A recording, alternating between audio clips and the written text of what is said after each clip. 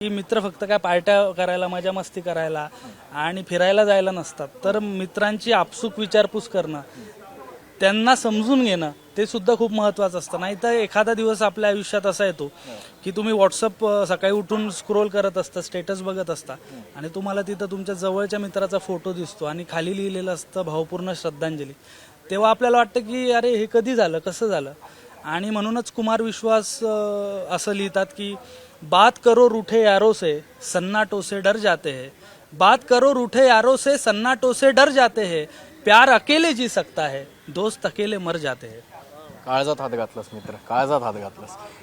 काय एखादी कविता किंवा या निमित्ताने मैत्री दिनाच्या निमित्ताने काही कविता आठवते? नक्की. मस्त कविता आहे त्याकडे. येस. नाही, खूप जवळची कविता आहे. माझ्यासारखेच जे शहरात येतात गावावरून मुलं, त्यांची ही कविता आहे. गावच्या मित्रांना शहरात भेटणं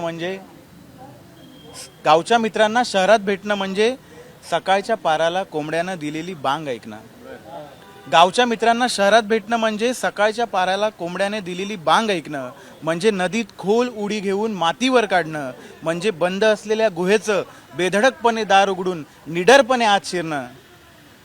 गावच्या मित्रांना शहरात भेटणं म्हणजे शहरात गाव भेटणं. गावच्या मित्रांना शहरात भेटणं म्हणजे शहरात गाव भेटणं. अपूर्व, आपण म्हणतो की मैत्रीला कुठल्याही एक लाईन नाहीये, म्हणजे कुठल्याही लाईनच्या पलीकडे जी गोष्ट असते ती म्हणजे मैत्री. निस्वार्थपणा त्याच्यात आला, इतर सगळ्या गोष्टी आल्या. जसं जसं आयुष्य बदलतं, आयुष्याच्या वेगळ्या वेगळ्या वळणावर आपण जसं येतो, तेव्हा मैत्री या गोष्टीचा आयुष्यात किती फरक पडतो? मला असं वाटतं की इतर सगळी जी नाती आपली असतात घरातली, ही सगळी रक्ताची नाती असतात जी आपण निवडू नाही शकत. मैत्री हे एकमेव असं नातं आहे या जगामध्ये की जे आपण स्वतःहून निवडतो की अरे हो, हा मला याच्याशी मैत्री करायची. दुसरं म्हणजे हे निवडत असताना ते पण इतकं नैसर्गिक असतं. जसं आपण म्हणतो की गुण जुळल्यावर मैत्री नाही होत, अवगुण जुळले पाहिजे तेव्हा मैत्री होते. तर बऱ्याचदा आपण असे काही नाती असतात, म्हणजे लग्न करताना सुद्धा आपण गुण ठरवतो, पण मैत्रीमध्ये अवगुण आपण आधी बघतो. पण हा गमतीचा भाग झाला. मैत्री वेगवेगळ्या टप्प्यावर तुम्हाला नेहमी वरती खेचण्याचं काम करत असते.